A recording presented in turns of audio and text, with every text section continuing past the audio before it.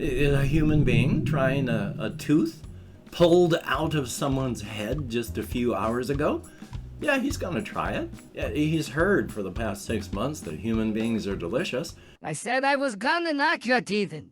Was I lying or was I telling the truth? Well, howdy, nearly senior citizen here. Greetings, boys, girls, and all of our non-binary friends, and welcome to this a brand new day. It is cold and gray outside. Thumbs up for that. And little Ghost is running around and doing things on the far side of the cage, so I can't pick him up. And with his respiratory stuff going on, I don't really like picking him up anymore because he'll be breathing okay, and then I'll put him in my hand, and then immediately, because he wants to sniff and find out stuff, that extra sniffing, he starts sneezing and having trouble breathing, and I just feel so bad. So I just let him run around, and I occasionally let him sniff my fingers and stuff, to remind him that I'm here, and then I feed him and water him and take care of him. But I feel so bad for the poor little guy. He's running around, he's digging, he's chewing, so he's doing well. But it's just a respiratory thing that I don't know.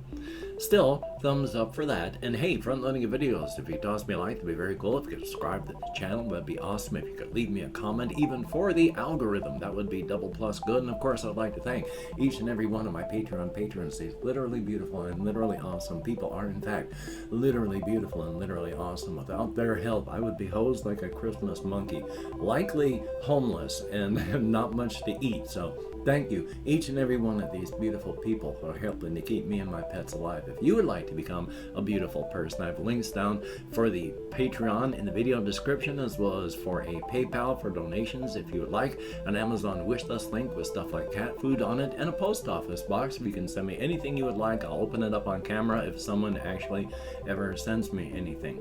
So thumbs up on that, and hey, front loading a video is over. Yay! Oh boy.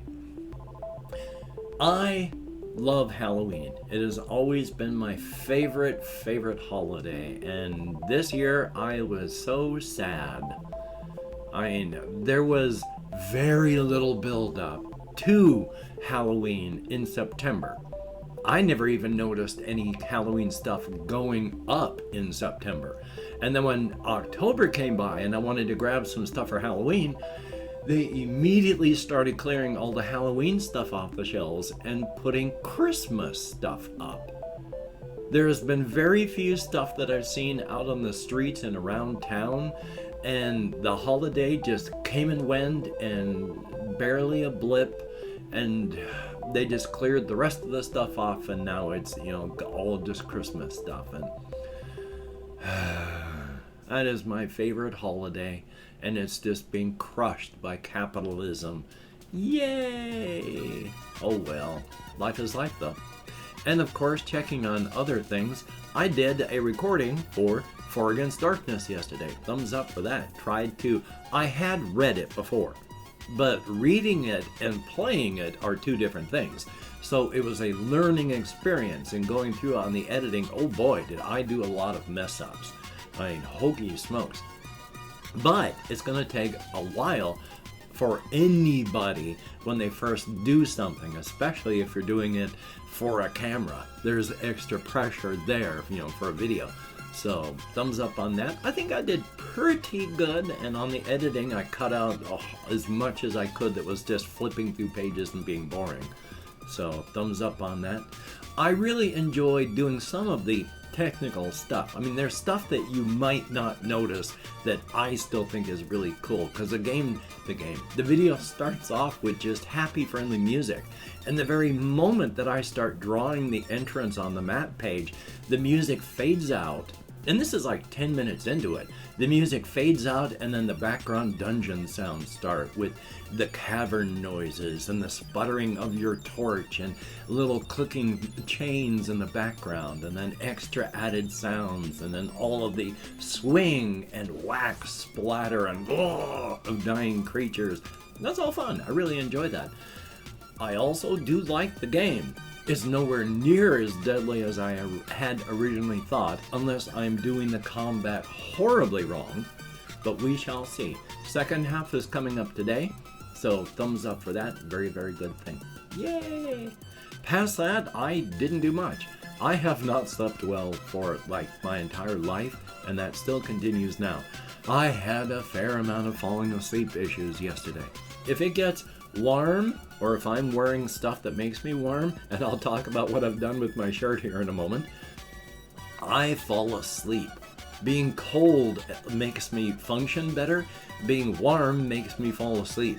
To keep my hamster here from freezing because of the cold weather, will turn this on to 65 when it gets too chill in here.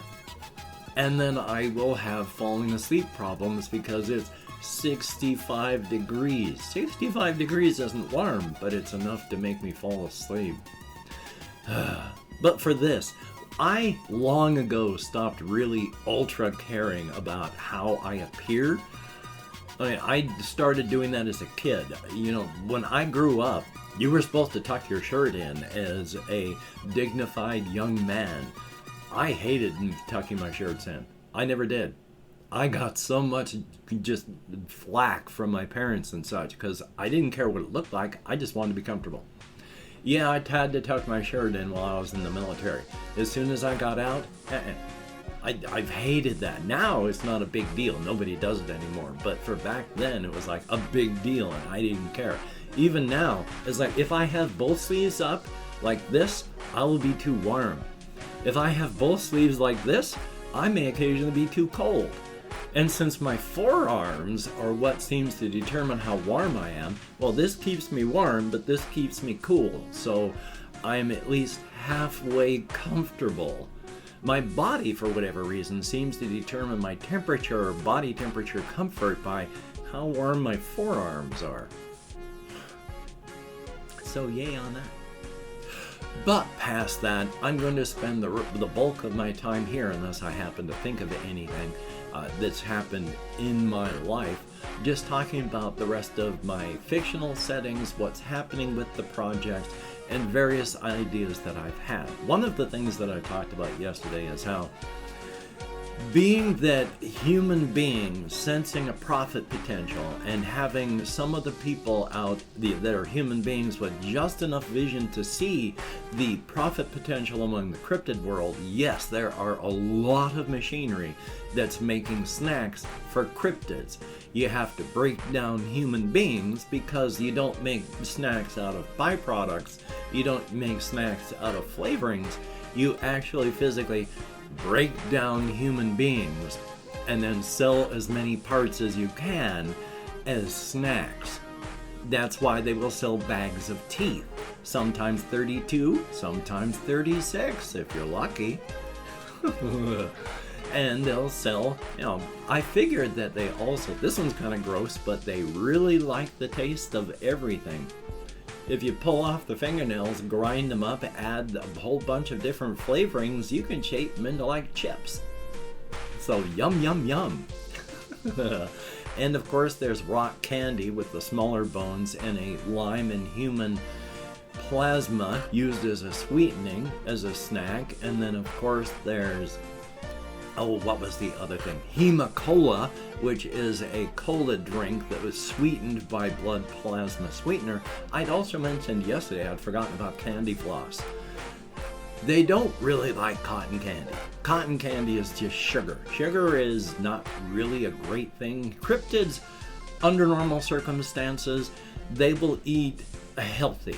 And for them, eating human beings is healthy. But like Polly, when she's not hungry and eating meat, she eats plants. She's basically vegan. They're all very healthy that way. They don't like to eat things like sugar and such. So just regular cotton candy made out of sugar won't work. Candy floss is about 5 or 6 ounces of human hair, sprayed with a binding agent, and then coated with concentrated powdered blood plasma sugaring. So that, they just get a bag of human hair with extra sweetening on it, and since cryptids love everything that's produced by humanity, tastes good. Delicioso. I also figured that the Hema-cola, since that is a product that is just sweetened by human blood plasma and not an actual product itself, Hemicola and such is an effort by human beings to determine if they can use other chemicals like caffeine and such like that to help hook cryptids so that they'll continue to buy more products. After all, if they drink Hemicola because it's sweetened with blood plasma, that's one thing. But if they get hooked on that kick and that punch of caffeine along with the blood plasma, oh, maybe they'll buy more. So Hemicola and the like is an effort to try and expand their market with extra things they're like energy drinks, extra things in there that aren't good for you, but your body goes, oh, I kind of like this, even though it's not good for you. So that's what that is. But there's all the snacks, and yeah, every cryptid eats human snacks. So even the cryptids that don't eat people, light cryptids, dark cryptids, shadow cryptids, they're all eating something from someone. Thumbs up for that. And of course you'll find the individuals who, they don't want to spend the money, they'll just go out and harvest the teeth on their own. But those are the dark cryptids. That dark cryptids are generally not very pleasant at times, especially that way when they go out and they just like to harvest their own teeth. I also figure there would be one person with a higher count. If you have a high vision, if your third eye is open wide, you also have a cryptid presence. All cryptids have a cryptid presence. If you're a low power cryptid, you're going to have a low cryptid presence. If you're a cryptid like the werewolf Reginald, he has a very high cryptid presence. He blazes like a torch to cryptid eyes. Who can see this thing? Human beings with their eye open wide, they have a cryptid presence, but they're not cryptids. It's really weird if you are a cryptid to look upon these individuals because it is like, through this eye, you're just seeing a normal person. Through this eye, everything but the person is normal. They are a reversed image and they're about twice as bright as everything around them. This eye normal, this eye they're looking pretty weird. It's not a physical thing, but since you've got two eyes, that image is fighting with it. And if your presence is high enough, cryptids will forget that you're not human.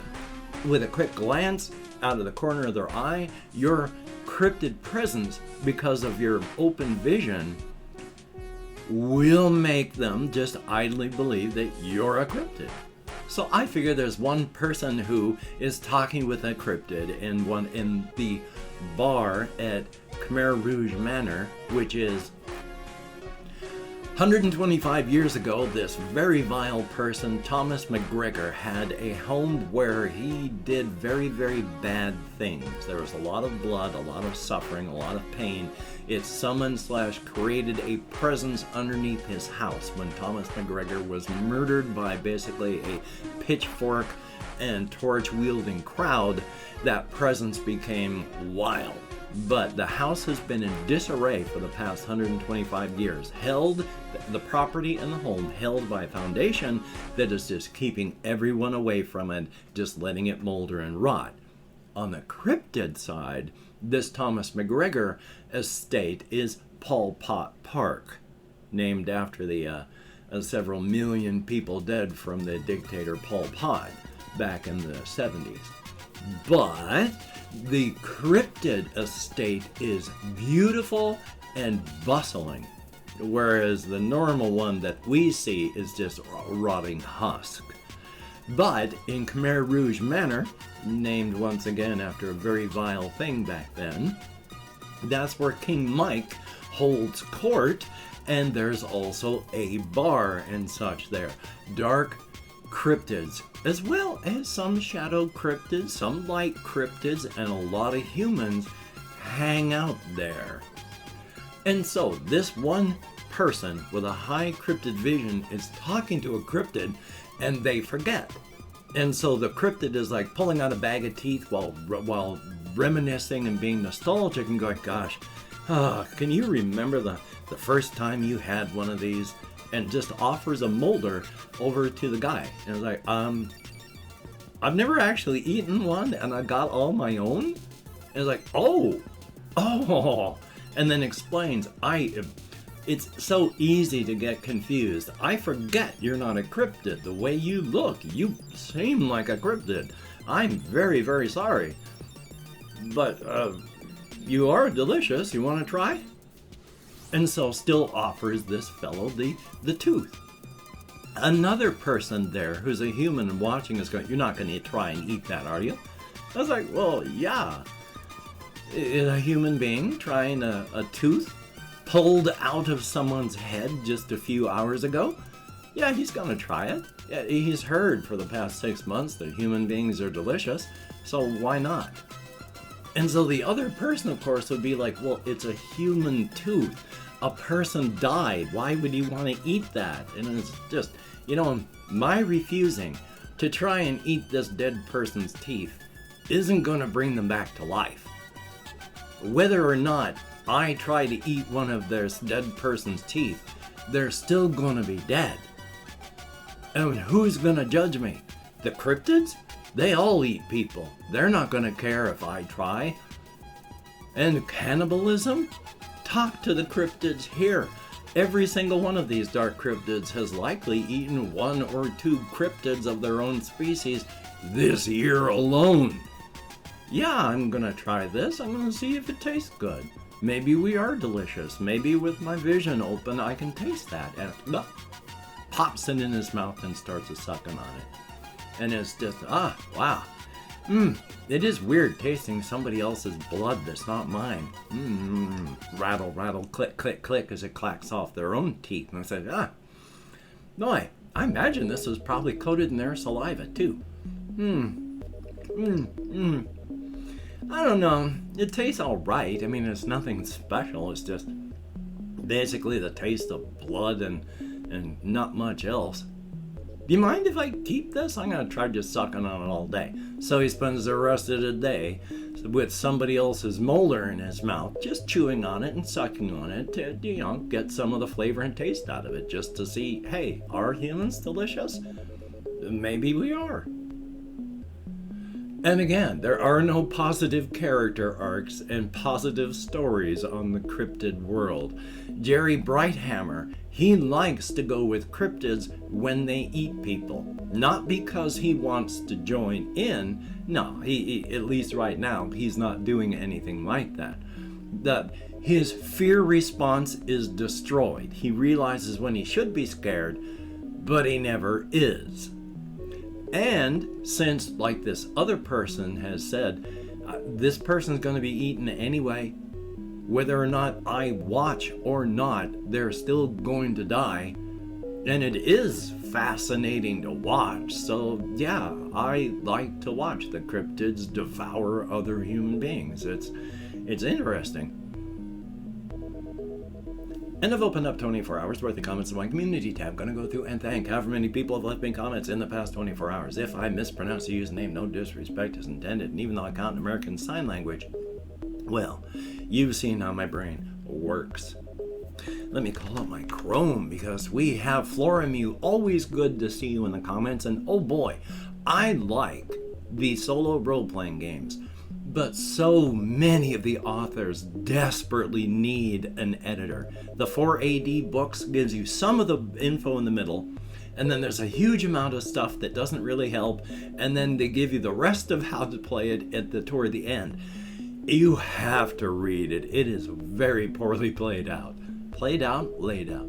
Ian Tudor, thumbs up, thank you very, very much. Confused Owl 29, always good to see you in the comments. And boy, do you have ADHD too? If the time flies by, you may be time blind, which is an ADHD thing. Good to see you though. Sniper Gang SD, thumbs up, thank you very, very much. Greatly appreciated. Cake, thank you very, very much. It is good to see you in the comments, and thank you. We have Kokos, thumbs up, and yeah, oh my gosh, Cultic is so good. And after watching Civi's video on it, I really want it. And we have Big T, thumbs up, thank you. Chris, always good to see you in the comments, thank you. Ben B, thumbs up, and thank you. Good to see you as well.